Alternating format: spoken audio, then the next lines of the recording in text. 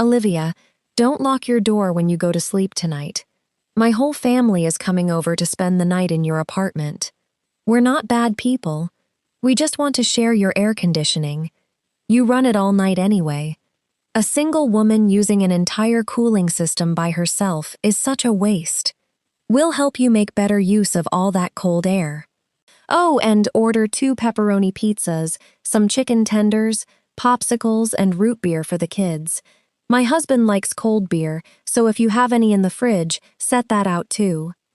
The message appeared in the Desert Palms residents' Facebook group at 7 that evening, while the temperature outside was still around 43 degrees Celsius. The Weather Service had advised people not to go outdoors after 10 in the morning unless absolutely necessary. Free water stations had been set up outside libraries, community centers, and churches. Air conditioners in many of the older units had been running so hard that circuit breakers were tripping from the overload. I read the message 3 times, still unable to decide whether the woman across the hall was joking or genuinely believed her family had the right to sleep in my home. I typed slowly. I'm sorry, Mrs. Miller, but I have large dogs. They're not used to strangers, so I can't host overnight guests. Less than 10 seconds later, the microphone icon appeared. She sent a voice message almost a minute long. Who are you trying to fool? I've been watching. You only have 2 tiny cats lying by the window. If either of them makes one sound at me, I'll kick it into the hallway. Stop making excuses. We're already here. Open the door and welcome your guests. At that exact moment, heavy pounding exploded outside my entryway. It was not a polite knock. It sounded like someone striking the door with the full force of their palm, as if they owned it. I looked up from my phone and glanced at Atlas. The Great Dane, who weighed nearly 70 kilograms, stood in the middle of the living room with a strip of cardboard hanging from his mouth, torn from one of the moving boxes he had destroyed. Beside him, Nova, a German shepherd trained for search and rescue, lifted both ears.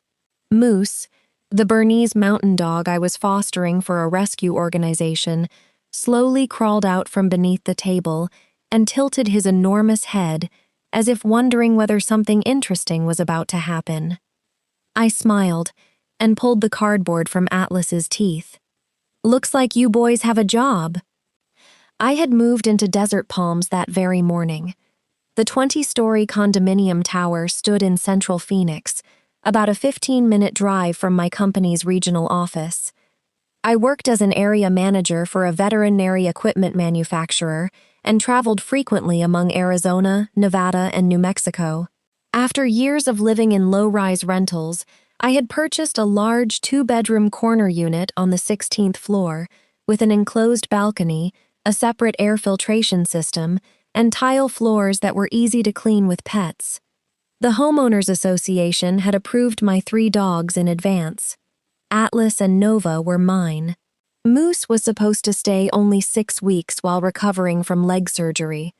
My 2 cats, Pepper and Luna, usually lounged on the windowsill, which was why anyone looking in from the hall would have seen only them. While the movers worked, I had kept the 3 dogs in the back bedroom so they would not get in the way. About an hour after I received the keys, the woman across the hall knocked on my door. She was in her early 60s, with gray blonde hair twisted into a bun, an American flag t-shirt, and rubber sandals. She introduced herself as Brenda Miller and handed me a loaf of banana bread wrapped in foil. The women at church baked for this weekend's fundraiser, she said, pushing the loaf toward me. I had an extra one, so I brought it over to welcome the new neighbor. I thanked her and accepted it because I did not want to offend anyone on my first day. Then I gave her a box of butter cookies from a local bakery. Brenda's eyes lit up. She looked at the cookies, then over my shoulder into the living room, taking in the sofa, the television, and the unopened moving boxes. You live here alone? Yes. This is a big corner unit for one person. Her voice was mild, but her gaze had already moved to the suitcase beside the bedroom door. I shifted my body to block the opening. Brenda smiled and carried the cookies back across the hall. 20 minutes later, she returned with a bag of lemons, explaining that her sister grew them in her backyard and had given her too many. I declined and told her I barely cooked. She did not leave immediately. Instead, she rose slightly onto her toes and tried to look deeper into my apartment. Half an hour later, Brenda knocked for the third time. This time she carried a disposable aluminum tray filled with chicken and egg noodle casserole. One corner of the foil had come loose, and cream sauce had leaked along the rim. She wiped it with her index finger and licked it clean. "You haven't eaten dinner, have you? I made chicken casserole from the church recipe. Young people order delivery for everything now. They don't know how to take care of themselves." With the same finger she had just licked, she pulled a strand of egg noodle from the edge of the tray, as if to prove it was still good. The smell of heavy cream sauce in the hot hallway made my stomach tighten. "Thank you, but I'm following a diet my doctor prescribed, so I can't eat this." I stepped back. The apartment is still a mess, so I'm not ready for visitors. Once I'm settled, I'll introduce myself properly. Brenda's smile stiffened. She stared at the door as I slowly closed it, then returned to the unit across the hall. Not long afterward, I received an invitation to join the Desert Palms Residents Facebook group. Brenda was one of the administrators responsible for community engagement. I posted a brief greeting, thanked everyone who had helped during the move, then put my phone away and kept unpacking. At 7 that evening, just as I sealed the last box in the living room, Brenda tagged me publicly in the group. She wrote a long post about how she had given me banana bread, lemons, and a chicken casserole because she felt sorry for a young woman living far from family. Only after establishing all of that did she explain that I should leave my door unlocked so her entire household could sleep in my air-conditioned apartment. She ended the post with a smiling emoji, as though it were an adorable little favor. When no one responded, she added, "Oh dear, I meant to send that privately. Olivia, don't feel pressured. We would never force you. If you're uncomfortable, we'll just suffer through one more hot night." A few accounts began commenting things like, "Neighbors should help each other," "This heat is dangerous for children and seniors," and "A young woman should know how to share." I understood immediately. The small gifts that afternoon had never been acts of kindness. They were deposits Brenda had entered into an imaginary ledger so she could later demand repayment in the form of access to my home. I replied politely that the cookies had been a reciprocal gift and that I could not host anyone because I had large dogs. Her rude voice message arrived seconds later. Then her entire family truly came to my door. While the pounding continued, private message requests flooded my phone. Several residents warned me not to open the door. "The Millers are notorious in this building," one person wrote. "They ask to charge phones, borrow food, use washing machines, and get Wi-Fi passwords. Once they get inside, it is almost impossible to make them leave." Another messaged, "Do not open the door, even if they say it will only be for a few minutes." Last year, they sat in an elderly woman's apartment all afternoon, then called her selfish when she asked them to go home. A third person explained, 10 of them live in the 3-bedroom unit across from you. Both sons lost their homes after becoming unemployed and moved back with their wives and children. Walter is Frank's father. Residents have complained repeatedly, but the family owns the unit, so the HOA can only act on specific violations. I thanked them, slipped my phone into my pocket, and signaled the 3 dogs to sit behind the living room doorway. I opened the front door only as far as the security chain allowed. The hallway was packed. Brenda stood at the front. Behind her was her husband, Frank, a thin man wearing a baseball cap. Their sons, Kyle and Ryan, carried pillows, rolled blankets, and a case of beer. Their wives, Ashley and Megan, each pulled a small suitcase. 3 children between 5 and 10 years old clutched tablets and snack bags. At the back sat Walter, Frank's father, in a wheelchair, his tired face flushed from the heat. 10 people? I asked, unable to hide my disbelief. Brenda beamed, as if she were introducing the entire family at Thanksgiving dinner. We won't bother you. The children can sleep on the floor. The adults can sit on the sofa. Walter needs a bedroom because of his back. You have 2 bedrooms. Kyle did not look directly at me. His eyes moved past my shoulder, slowly taking inventory of the living room, the television, the moving boxes, and the door leading to the inner hallway. At the time, I assumed he was simply checking whether my apartment had enough space for all of them. Ryan held up his phone. Hey, beautiful neighbor, add me on Facebook. We can play games together tonight. His wife immediately turned and glared at him. 2 of the children began asking where the pizza was. Another announced that he ate only chicken tenders, never chicken with bones. Walter groaned softly and tried to adjust himself in the wheelchair. I gave them one final warning. I told you I have large dogs. They are not accustomed to strangers. Brenda waved me off. Ashley loves animals. She can play with your cats. Open the door. This hallway is boiling. Ashley never looked up from her phone. I'm not interested if they're ordinary cats. I kept the security chain fastened, opened the door to its limit, and whistled. Atlas appeared first and stopped just behind the threshold on command. Nova stood tight beside him, ears upright. Moose pushed his enormous head into the gap between them, his tail thumping the wall. Not one of them stepped into the hallway. None growled or showed its teeth. Their size alone, 3 massive bodies nearly filling the entrance, was enough to send the people outside into panic.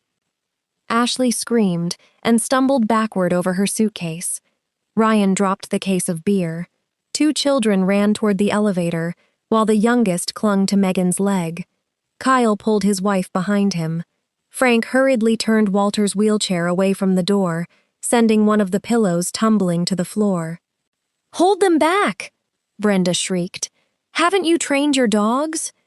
They are still inside my apartment, and they are standing still. I rested one hand on Atlas's head. I warned you. You are the one who brought your entire family here and tried to force your way in. The dogs did not chase anyone. The Miller family created its own stampede toward the elevator.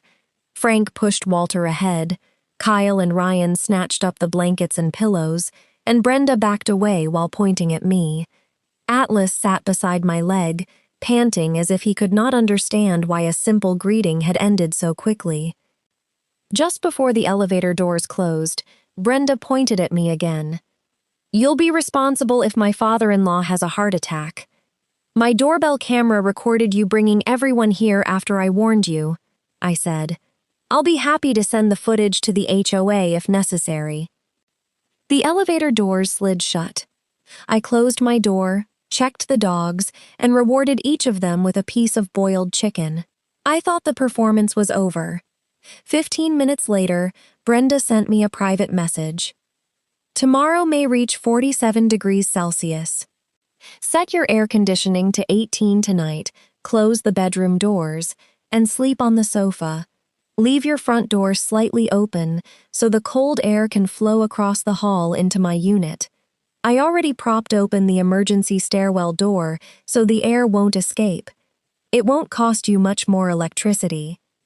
I read the words, propped open the emergency stairwell door twice, then immediately sent a screenshot to building management.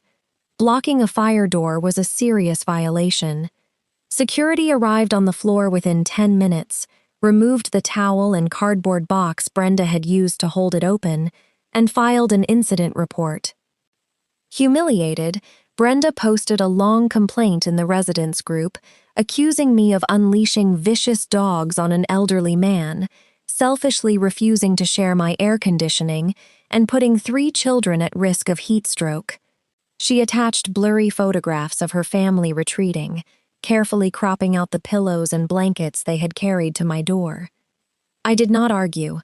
I uploaded the complete doorbell camera video, including my warnings, their demand to enter, and the 3 dogs stopping at the threshold on command. Then I posted their vaccination records, Nova's training documents, and the HOA's written pet approval. The group's reaction reversed almost immediately. An older woman on the 12th floor commented that Nova had once helped locate her grandson when the boy hid in a stairwell. A young couple asked whether their child could meet Atlas because he adored Great Danes. Residents who had remained silent began describing the ways the Millers had pressured them for electricity, food, and access to their homes. Brenda deleted her post within half an hour. The next morning, she knocked again. Through the camera, I saw her holding a bag of dog treats from an unfamiliar brand. "Olivia, yesterday was just a misunderstanding," she said, while I answered through the speaker without opening the door. "Your dogs seem too energetic, so I bought something to help them sleep. Give them a few tonight, and they'll rest quietly. Then my family can sit in your air conditioning for a while, without bothering anyone." I zoomed in on the bag.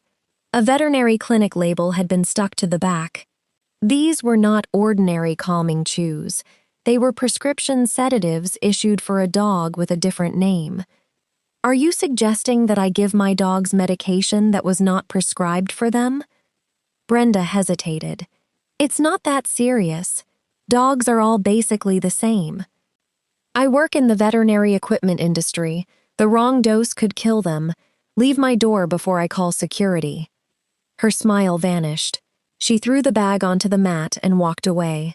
I did not touch it. Security collected it, photographed the prescription label, and filed another report.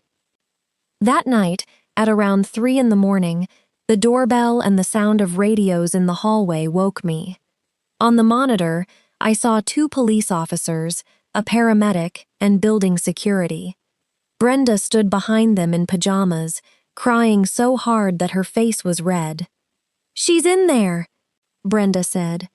"My entire family has heat exhaustion because she refused to let us use her air conditioning. My father-in-law can't breathe. The children are vomiting. She has to pay our medical bills and our electricity." I opened the door but kept all 3 dogs in another room. The officers asked Brenda whether she had a lease, ownership interest, or any agreement giving her access to my apartment. She admitted she did not, but insisted that good neighbors help one another. The paramedic examined Walter in the unit across the hall and found only mild dehydration, with no need for hospitalization. All 3 children were eating potato chips and watching television. The doorbell footage, the messages demanding that I leave my door open, the sedative bag, and the fire door report quickly destroyed Brenda's story. Police warned her about misuse of emergency services and harassment. The HOA issued a formal notice. The Millers were not to stand outside my door, contact me privately except for a genuine necessity, or interfere with any building safety system.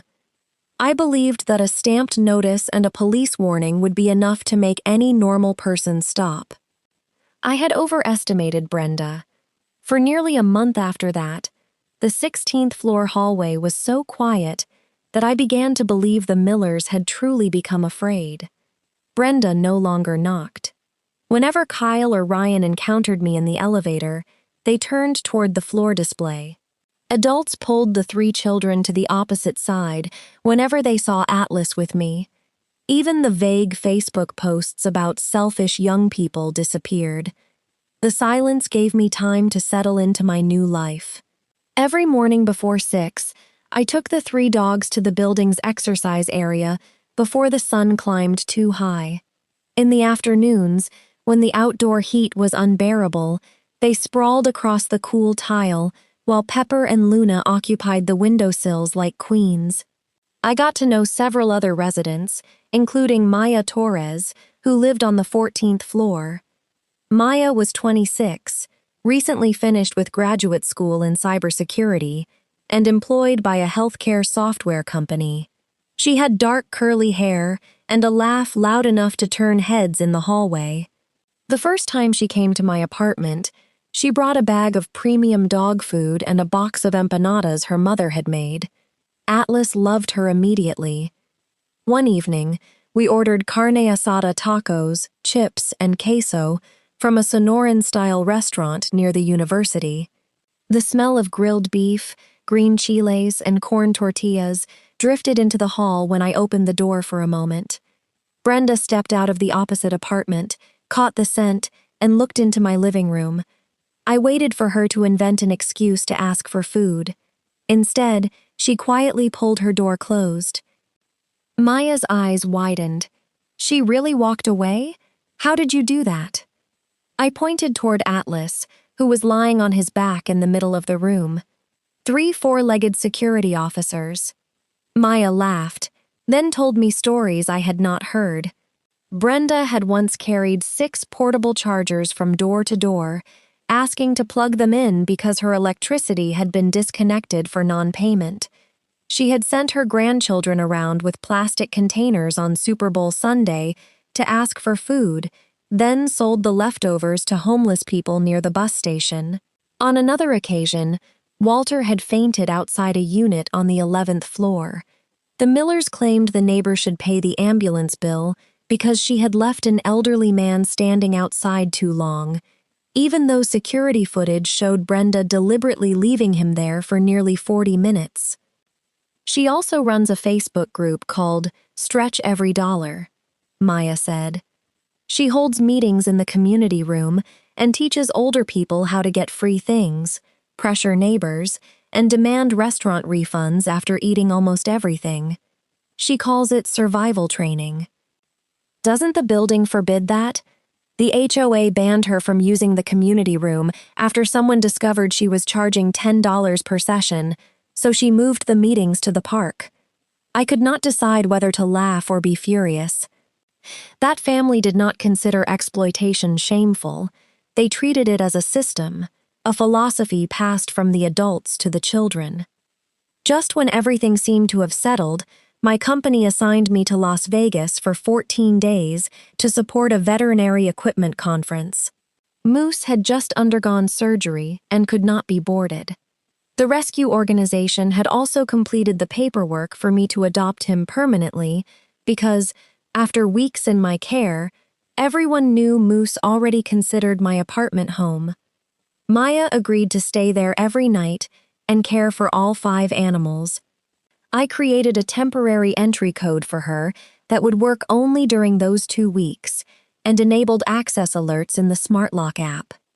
3 days after I left Phoenix, Maya texted, "Are you sure you stocked enough food? Atlas, Nova, and Moose eat like monsters. 2 bags of kibble are almost gone. More than half the cat food is missing too." I checked the receipt from before the trip. I had bought enough for at least 3 weeks, even allowing for Moose's larger appetite. "Maybe I calculated wrong," I replied, though unease had already begun to settle in my stomach. "Buy more for me. I'll send the money now." 2 days later, Maya sent a picture of my cream-colored sofa. A dark smear that looked like barbecue sauce stained one cushion, and potato chip crumbs were wedged into the seams. "I swear it was clean before," she wrote. "Maybe the dogs threw a party while you were gone." I stared at the photograph. Atlas could destroy a cardboard box. Nova could open a low cabinet. Moose could carry shoes from one end of the apartment to the other. But none of them could open a bag of chips and wipe sauce-covered fingers on a sofa. I called Maya on video and asked her to check the trash, refrigerator, and pantry. 2 cans of beer were gone. A box of frozen chicken wings had been cooked. 3 containers of my yogurt were missing. In the trash were paper plates, plastic cups, and a crumpled grocery store flyer. Maya was extremely tidy and had used none of those things. She turned the camera toward the kitchen, lowering her voice. "Someone has been in here." I opened the lock app. The log showed only Maya's code and the times she had entered and left. There were no failed access alerts. The living room camera, doorbell camera, and motion sensors had captured no stranger. I told Maya to leave immediately, move all 3 dogs and both cats to a friend's apartment on the 14th floor, and call security. Building staff and management inspected my unit but found no pry marks or damage to the lock. The balcony door remained latched. No one could reach a 16th floor window from outside without specialized equipment. Management suggested that I might have given someone a code and forgotten. I knew I had not. I ordered them to disable every existing code, reset the administrator access, and replace the lock batteries. The next day, Maya saw Brenda's grandson eating honey barbecue chips from the exact brand I had bought at a store near the Las Vegas conference. Brenda stood beside him holding a container of prickly pear gelato from a local company I regularly purchased in Scottsdale. When Maya asked where they had bought it, Brenda said her daughter-in-law had just gone to Fry's. Maya called me from the elevator. "Olivia, are the prickly pear gelato containers still in your freezer?" I remembered leaving 2 unopened tubs. Maya returned to my apartment with security. Both were gone. 4 vacuum-sealed ribeyes and a container of smoked brisket from a well-known barbecue restaurant were missing too. In the trash they found grease-stained butcher paper, sauce cups, and crumpled price labels. I filed a theft report with the HOA and police through the online portal. The value of the food was not large, but the fact that someone could enter my apartment without leaving a trace kept me awake all night in my hotel room. I ended the conference a day early and drove back to Phoenix. On the way home, I bought peaches, grapes, nectarines, 2 ribeyes, and an expensive tub of gelato. I placed them where the missing items had been and had Maya watch while I sealed every package with signed paper tape. On the undersides of the bag handles and container lids, I applied a clear property marking gel that glowed under ultraviolet light and was safe for incidental skin contact. I recorded the entire process with the date and time. In addition to the Wi-Fi cameras, I hid a camera that recorded only to a memory card inside a kitchen cabinet and installed a separate sensor on the refrigerator door. Nothing happened during the first 2 days. On the 3rd night, the refrigerator sensor reported that the door had opened at around 2 in the morning. At the same time, all 3 networked cameras went offline for nearly 20 minutes. The memory card camera continued recording. It captured a gloved arm opening the cabinet, then a strip of black tape being pressed directly over the lens. Just before the image went dark, the frame caught the corner of a black toolbox on the floor. By morning, every peach, grape, and nectarine was gone. The ribeyes had vanished too. The signed paper seals had been carefully removed and reapplied. Almost half the gelato had been scooped out. Whoever entered had found the hidden camera, but the fact that they needed to cover its lens proved this was not an accidental entry or a harmless logging error. While I was inspecting the kitchen, I heard Ashley speaking loudly in the hallway. She told Megan that some people were so stingy they kept a whole refrigerator full of fruit and then accused their neighbors of stealing. I opened my door just enough for both women to see me. "That's right," Ashley said, crossing her arms. "We bought fruit at Fry's. Don't think that because you have money, you can call anyone eating a peach a thief." Brenda stepped out behind her daughters-in-law, her voice ringing down the hall. "People with dirty minds think everyone is a criminal. My family isn't desperate for a few grapes." I looked at Brenda's hands. A faint, glossy streak ran across the edge of her thumb and wrist, visible only when the hallway light struck at an angle. "I don't have to guess who took them," I said. The bag handles and container lids were coated with property marking gel. It is invisible in normal light, but it remains on skin and fabric for several days. Security is bringing an ultraviolet lamp upstairs. Brenda immediately hid both hands behind her back. Ashley turned to Megan. From inside the Miller apartment, I heard a faucet roar and Brenda shout, "Kyle, make the children wash their hands right now!" None of them realized that her command had answered every denial for her. Maya stood at the far end of the hallway, recording everything on her phone. When security and the property manager arrived, the ultraviolet lamp revealed bright green traces on Brenda's fingers, Ashley's sleeve, and a shopping bag just inside the Miller doorway. The lot number on the gelato container in that bag matched my receipt and the photographs I had saved. Brenda changed her story and said I had given the food to them, but the doorbell camera showed no exchange of any kind. Police added the evidence to the theft report. It still did not prove who had bypassed the lock or installed equipment in my home, so no immediate arrests were made. The HOA issued another violation notice, barred the Millers from approaching my door while a disciplinary hearing was pending, and ordered a full audit of the 16th floor's access system. I did not feel relieved. I felt more frightened. They knew I had changed the codes and installed extra cameras, yet they had still gotten inside. They knew they could be discovered, yet remained confident enough to steal repeatedly. That meant they were not relying on a code glimpsed by accident. They had a method. Maya called her cousin, Daniel Torres, a systems security engineer who worked for an urban technology laboratory. Daniel did not rush over. He instructed us not to touch another outlet, router, or lock, and told us to notify police that an illegal surveillance device might be present. That afternoon, Daniel arrived with a licensed security inspector. They used a spectrum analyzer, examined the electrical system, and removed the faceplates from several outlets.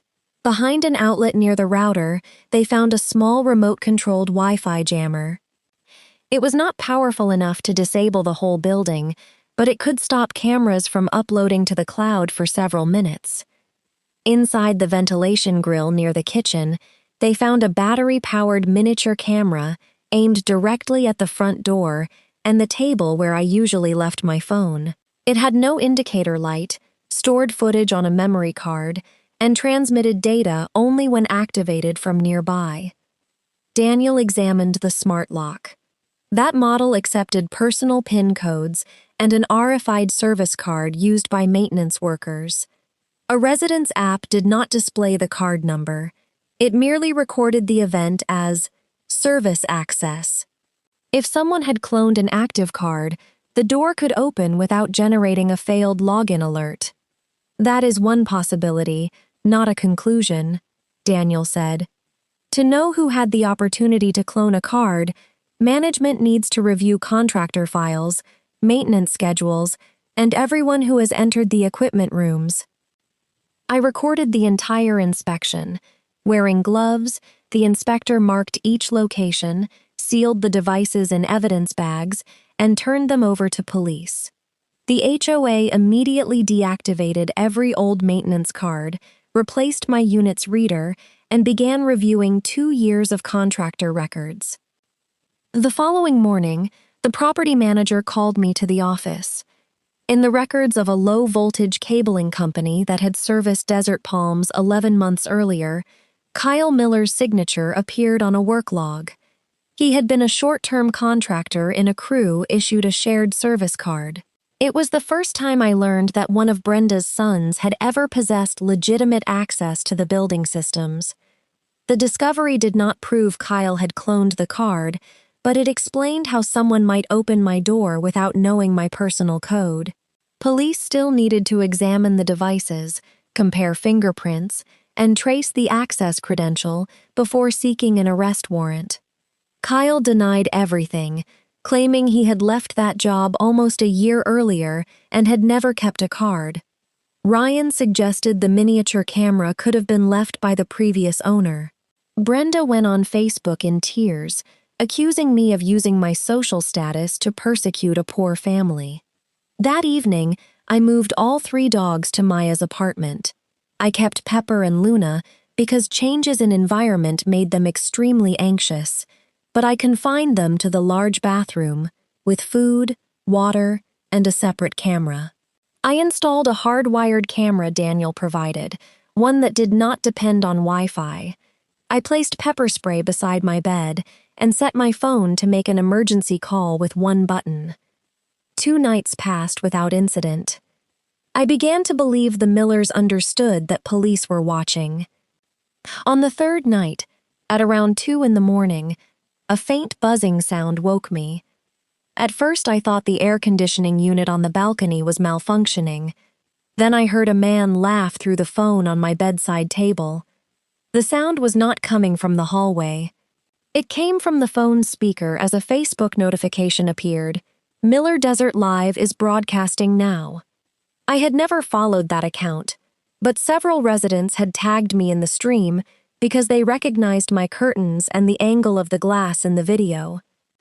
I opened a live stream and reduced my screen brightness to its lowest setting.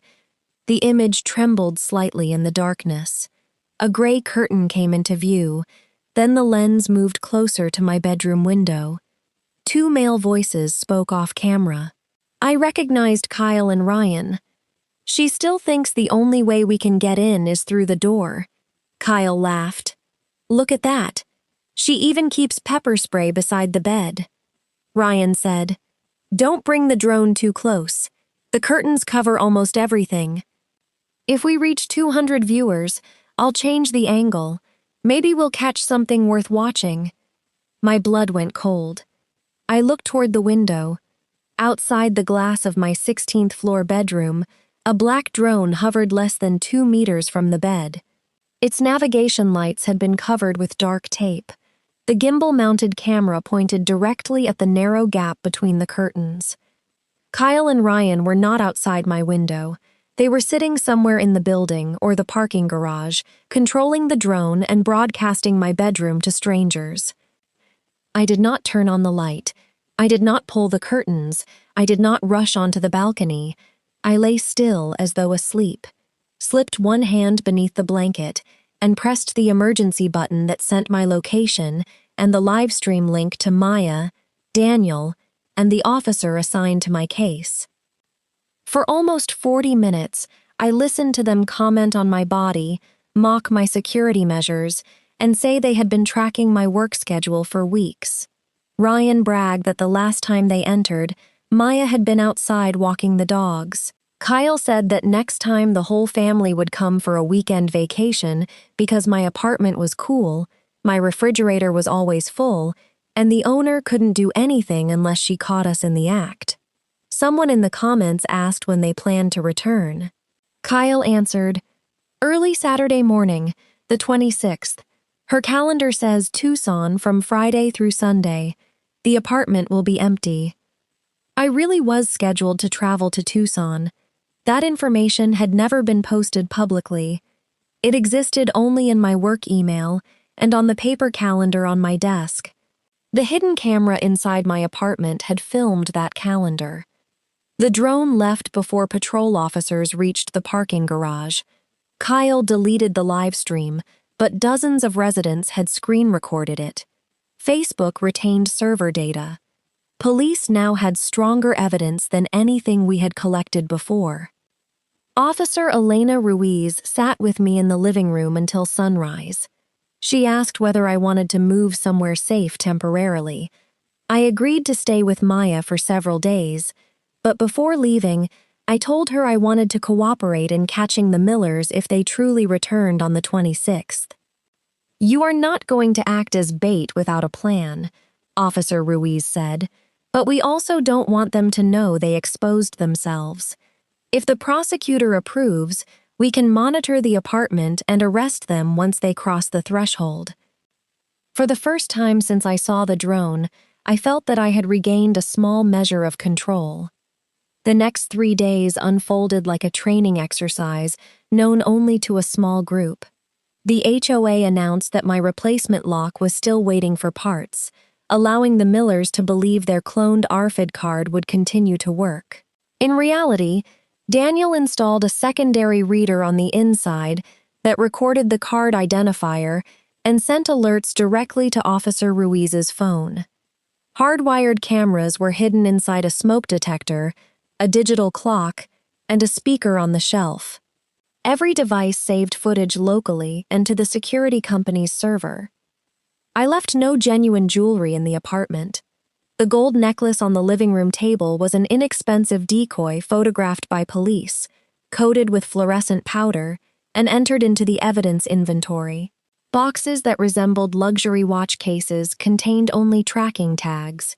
In the kitchen, I stocked chips, soda, beer, and packaged food of the kind the Millers usually took, every item numbered and documented.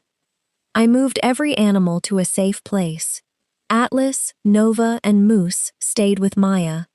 Pepper and Luna spent 2 nights at a partner veterinary clinic.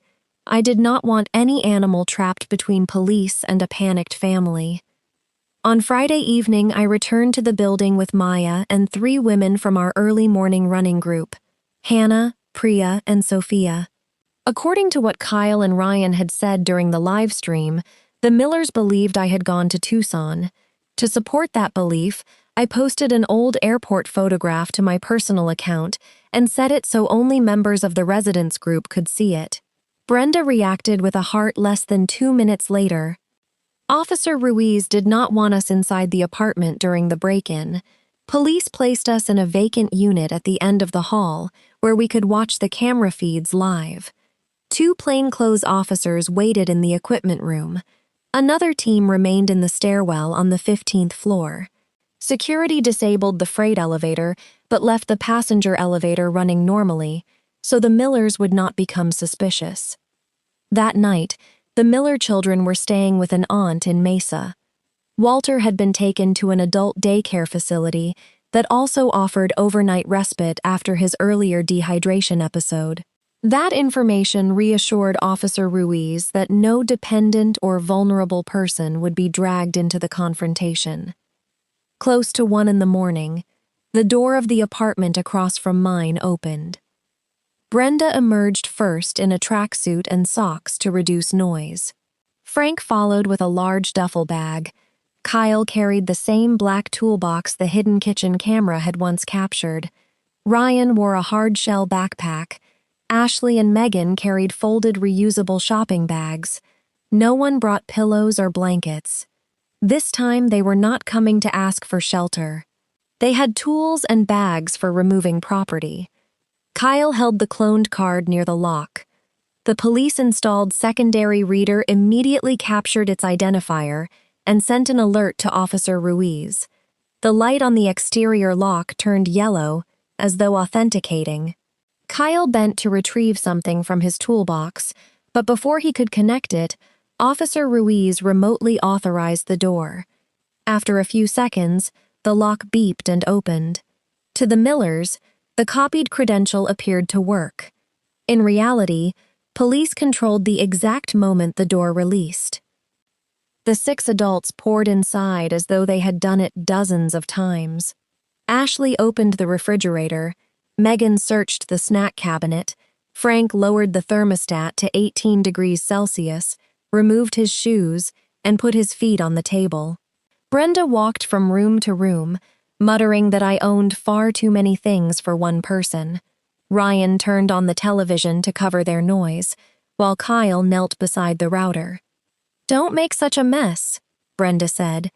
The sauce stain on the sofa almost made her suspicious last time. Ryan cracked open a beer and laughed. "So what if she's suspicious? She doesn't have video." Kyle opened the toolbox and placed a jammer beside the router.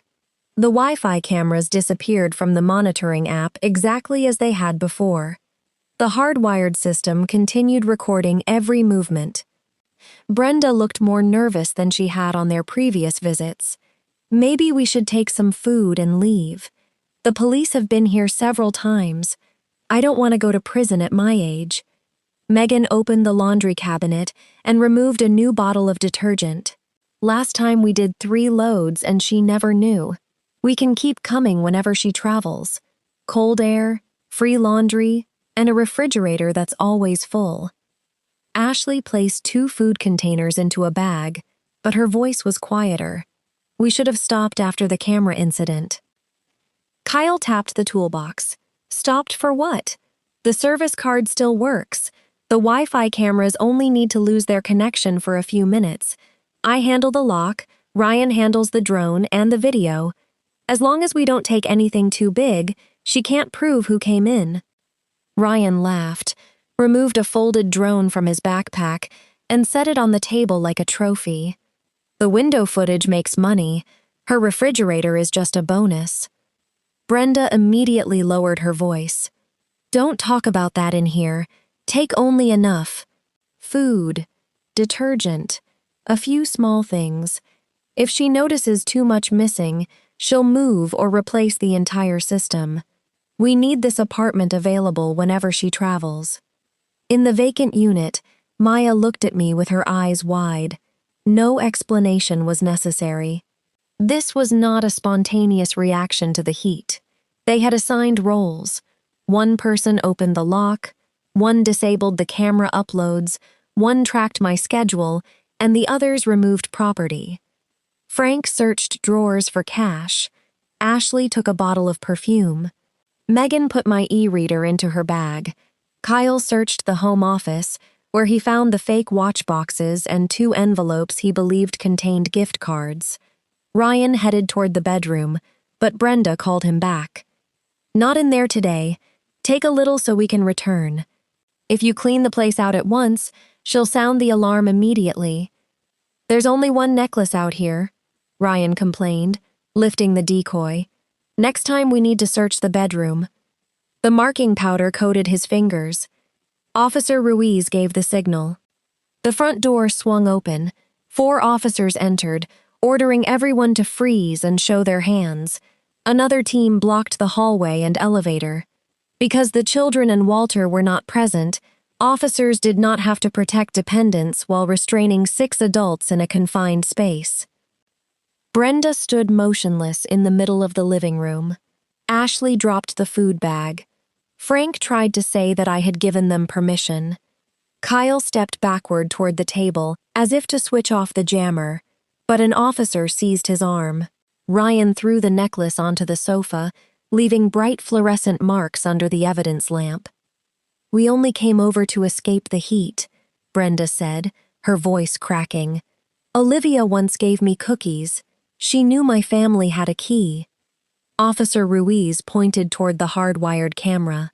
We have footage of you using a cloned access card, interfering with the cameras, searching drawers, and taking property. Every word spoken inside this apartment has been recorded. Kyle began cursing Ryan for live streaming.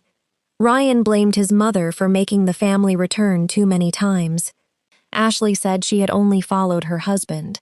Megan claimed Brenda had told her the apartment was shared with permission. Frank sat down and buried his face in his hands. In less than a minute, the image of a united family became 6 competing voices, trying to place responsibility on someone else.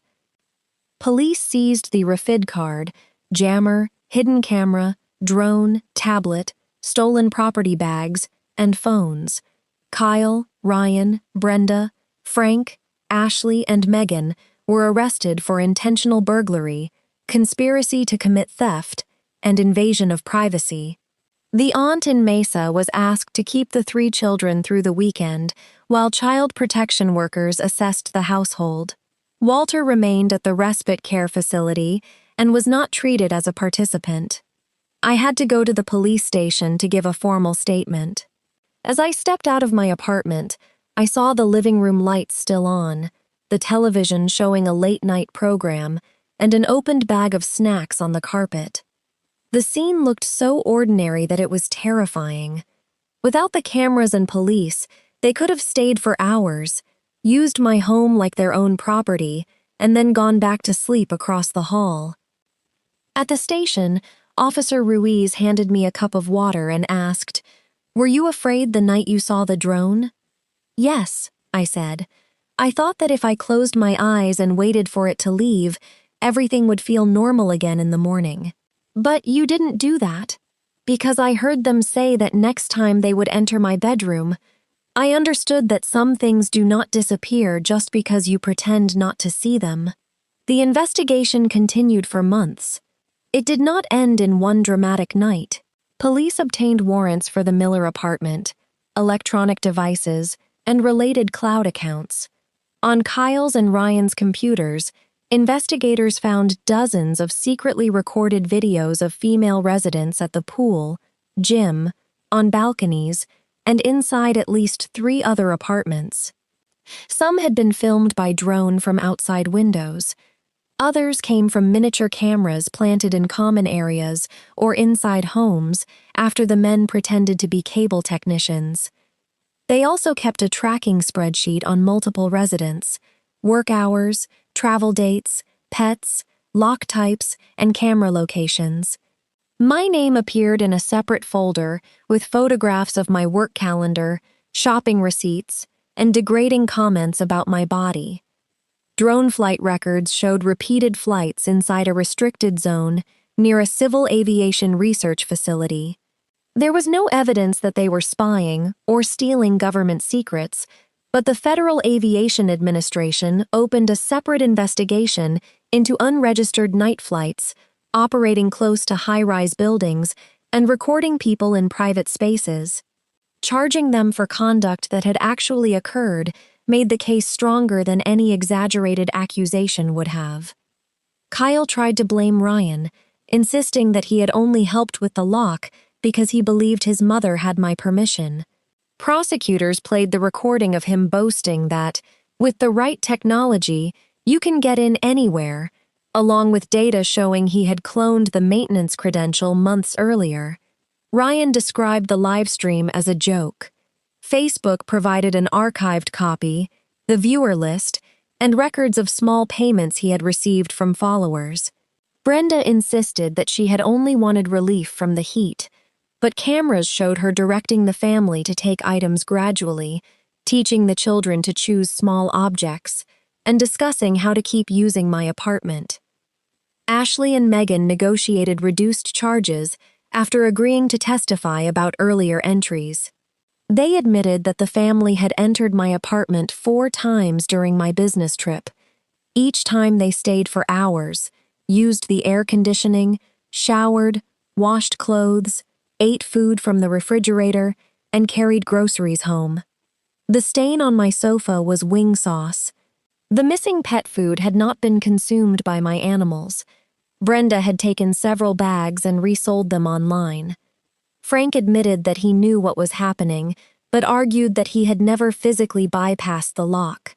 Prosecutors still held him responsible because he participated, brought bags for stolen property, and helped move equipment.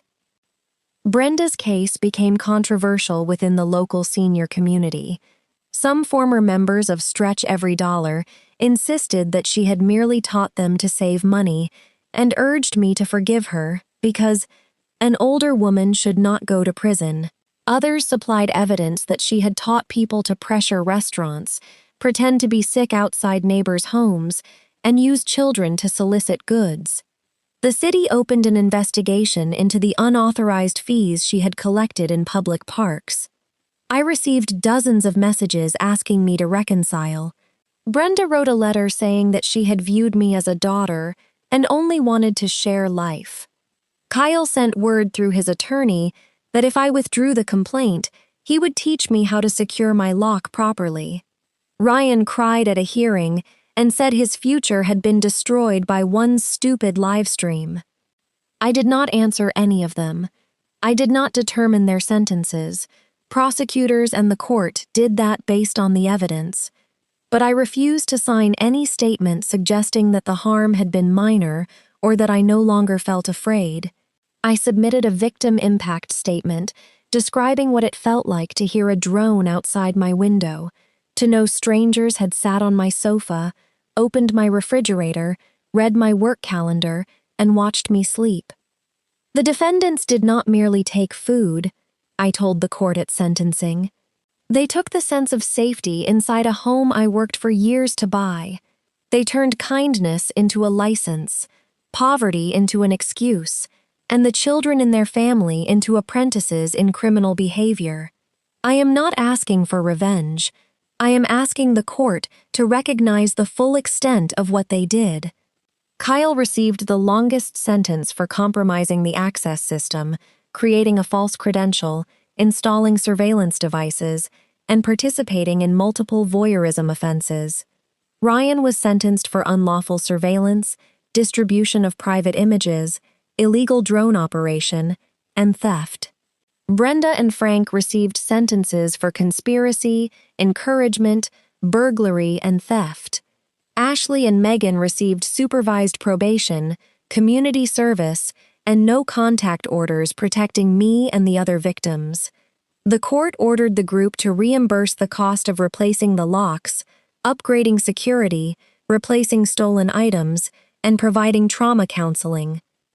The 3 children continued living temporarily with their aunt, while their parents dealt with the criminal case. Child protection specialists required the family to participate in counseling because records showed Brenda had repeatedly used the children to solicit goods and pressure neighbors. Walter moved to a care facility near his sister's family. I later learned that on the night they first came to sleep in my apartment, Brenda had told him I had personally invited everyone because the Miller's air conditioner was broken. He had never known she was trying to force me to open the door. The apartment across the hall was not immediately confiscated, as it might have been in a simple revenge story. Reality moved more slowly and was more complicated. The Millers had fallen behind on their mortgage, HOA dues, and power bills for months.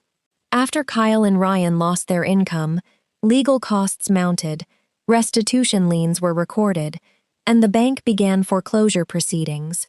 Nearly a year later, the unit was sold at auction to satisfy part of the debt. The HOA used the recovered fees to upgrade service card controls throughout the building. I did not return to my old life immediately either. For weeks, every hum outside the window made me flinch. I checked the locks 3 times before bed. I could not open the curtains at night. Once, Atlas merely bumped into a table, and I sprang upright with my phone in hand, calling each animal's name. Maya persuaded me to see a therapist who specialized in stalking victims. She helped me understand that fear was not proof of weakness. My body was trying to protect me after one of the most basic boundaries had been violated. I replaced the lock with a 2-layer mechanical and electronic system. Guest codes worked only during predetermined hours. Maintenance access required real-time approval from the owner's phone. Critical cameras were hardwired and saved footage locally. The HOA installed new cameras in elevators, hallways, and outside equipment rooms. Contractors no longer shared generic cards. Each person received an individual credential with a traceable log.